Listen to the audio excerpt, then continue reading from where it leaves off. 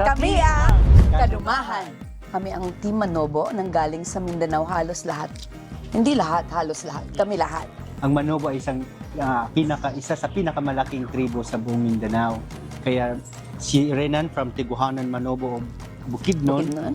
si Baibayang, galing kami sa magkaisang tribo sa Agusanon, Manobo, at si Pai Jules naman from Uvu, Manobo of North Cotabato. North Cotabato. Ito yung mga traditional attire namin.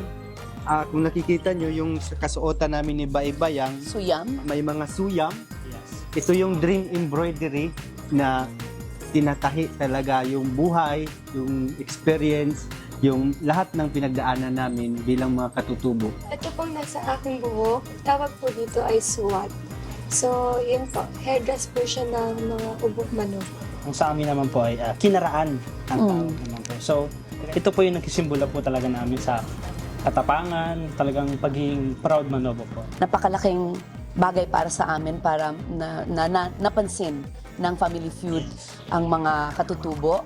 Hindi lang kami, kundi buong eyepiece ng Pilipinas at sa buong mundo. Masayang-masaya kami na makasali dito. Gusto din namin na may pahiwatig na nandito we exist, Yes. na nagkukontribute din sa Pilipinas, lalong-lalo na sa aming mga kultura, tradisyon na tunay na nagdadala ng pagiging Pilipino. Sa aming mga kasamahan, let's enjoy po dito sa Family Feud. Tayo ay isang katutubo, isang Pilipino lang. Enjoy lang po tayo, isang karangal lang po na makilala po kayo. Abangan niyo po kaming mga katutubo na nandito sa Family Feud at ahako dini the Family Feud so dini kayon mga kadumahanaw. Asdang. Pamito ko kay